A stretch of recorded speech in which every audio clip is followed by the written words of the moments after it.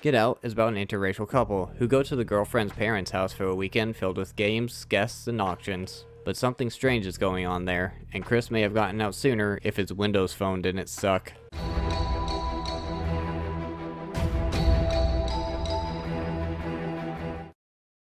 It starts off with this guy walking in the middle of the night and talking on the phone, and then he gets jumped. This is Chris, who's a photographer, and his girlfriend Rose. They're getting ready to go meet Rose's parents, but Chris has something on his mind. Do they know I'm black? And Rose is like, no, but it'll be fine. I'm completely sure it will. On the way to her parents' house, Rose breaks Chris's cigarette, so he calls his friend Ron about it. You know this movie is unrealistic because he's using a Windows phone. No one bought a Windows phone. Anyway, since Rose is such a great driver, she hits a deer. And Chris finds the deer on the side of the road with a stomach wound. Almost like foreshadowing. Rose calls the cops, even though she should have called animal control, and then has a problem when the cop asks to see Chris's ID. No. F that. You don't have to give him your ID because you haven't done anything wrong. It's to document all the witnesses to the accident. But the cop just accepts this and doesn't look at his ID, because a cop is completely going to do that. Then they get to her parents' house and meet her parents, where Rose tells them about the deer, and then her father Dean goes on some weird rant about how much he hates deer.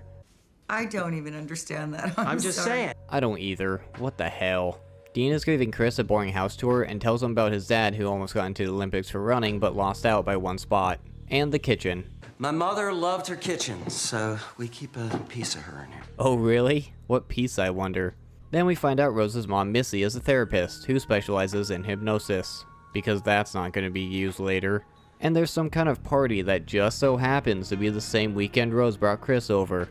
What a coincidence. And her annoying brother Jeremy, and some weird dinner scene where he practically attacks Chris. That night in her room, Rose gets all upset about it to Chris and his Microsoft Surface. Gee, I wonder who sponsored this movie. Later that night, Chris goes out to smoke and the groundskeeper just sprints at him and then moves at the last second. Okay then. When he gets back inside, Missy just so happens to be sitting in her office. Was she just sitting there in the middle of the night hoping it would come down? Did she just so happen to be there? It's really coincidental that she's just sitting there in the middle of the night.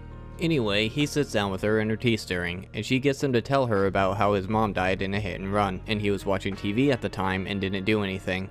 Then she makes him sink into the floor, whatever that means, and he wakes up in bed.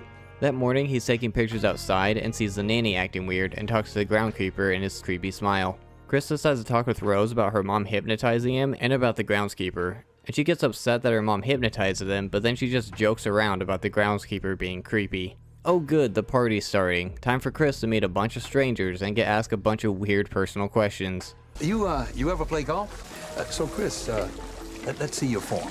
So, is it true? Is it better? I am an admirer of your work. You have a great eye.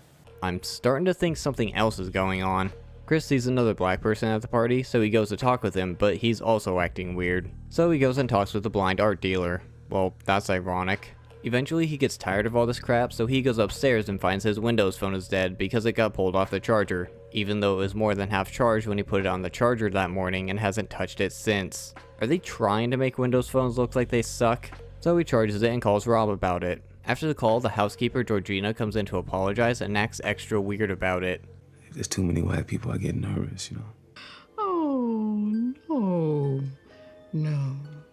No. No.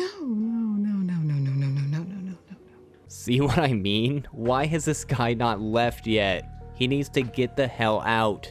But he doesn't, and once he goes back outside, he runs into Andre again, takes his picture with a flash on a basically dead phone, and Andre freaks out.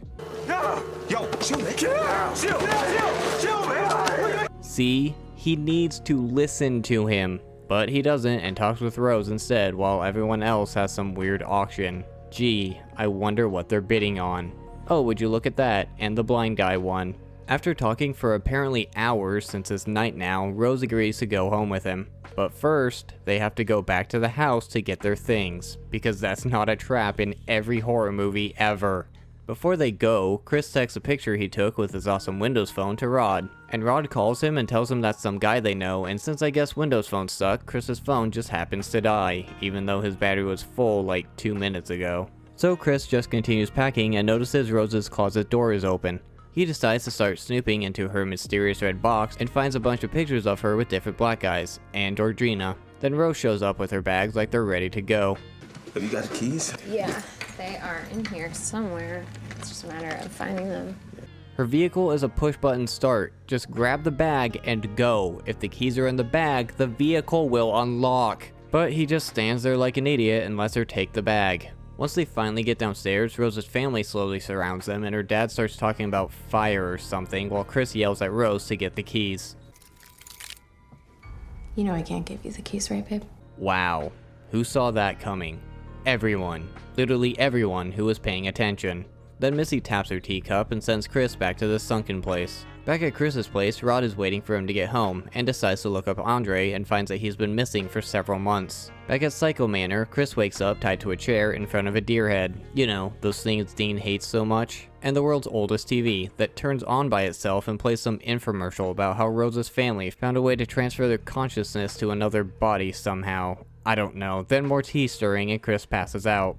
Rod goes to the police to file a missing persons report. He tells the officer he works as a TSA agent and shows her a picture of a known missing person that Chris sent him. So she brings 2 other detectives in to hear his story just so they can laugh at him. What the hell? He did mention some weird sex slave theory, but still, these are detectives. They know Rod works for the TSA, and he shows them a picture of a known missing person. It doesn't matter how dumb his story sounds. That would be more than enough information for them to at least look into it. No detective would act like this. This scene is bullshit. But since the police suck, Rod does his own investigation and calls Chris's phone one more time. But Rose answers and makes up some story about how Chris freaked out and left and that she doesn't know where he went. So Rod is smart enough to record the conversation, and then she starts hitting on him and saying how much she knows he likes her, because that doesn't make her sound suspicious at all. Well, back in the basement, Chris wakes up picking at the chair arms and talks with the blind art dealer, and he explains more about how he will basically be Chris. Chris won't be in control of his body, but he'll still be able to hear and see what's going on. Why black people? People want to change. Some people want to be stronger, faster, cooler. Take that as you will, moving on, more tea stirring. Then Doctor Strange here puts his PPE on wrong. Mask before gloves, come on, and starts the surgery. Meanwhile, Jeremy goes to get Chris and he smashes him in the head with a cricket ball because he used cotton from the chair to block out the tea stirring. He picked cotton to save himself because, you know, symbolism. Anyway, he then stabs Dean with the deer that he hates so much. Chris goes upstairs and gets seen by Grandma Georgina and Missy, so he breaks her hypno cup and kills her with a letter opener. This guy is on a rampage. How is he still alive after getting smashed in the head like that? Oh well, he's not now. Meanwhile, Rose is in her room, somehow completely oblivious as to what's going on, looking for her next victim and eating cereal like a f***ing psycho. Who eats cereal like this? Seriously, why? I see Microsoft doesn't have the same "no villains can't use our product" rule that Apple has. Chris steals their car and runs over the grandma. Oh, now she hears something. What the hell? And Stupid goes back for the grandma. So she attacks him and they get into a car wreck. Then Grandpa Walter tackles him and Chris takes a picture of him, which brings the real person back. So he gets the gun and shoots Rose and then himself. Okay, seriously, why does a flash undo the consciousness switching? Did they think they would never see a flash of light ever again? Oh look, Rose has a stomach wound, just like the deer from earlier in the movie. And here come the cops to think that Chris is a bad guy and send him to jail for the rest of his life. Oh, never mind, it's Rod, and I guess they're just gonna leave Rose there. This is one of the more interesting horror movies I've ever seen. It has an interesting premise and does a good job hiding the truth of what's really going on until the end. It also does a good job of addressing racial issues without being too preachy about it. I don't know about the whole premise of removing most of a person's brain and putting it back into someone else's body to take over their body, but I'm not a brain surgeon, so what do I know? It also doesn't make sense that a flash of light brings the original person back in control. How would a flash of light switch them, and they would have to go their entire lives without ever seeing a flash of light again? It doesn't even have to be dark, they could just be hanging out outside in the middle of the day and a car drives by and reflects the sun and bam, the original person is back. Do they then have to drag that person back to Missy? Do they have like a home remedy for it? Like, it's just a problem that's created for tension and it doesn't make sense.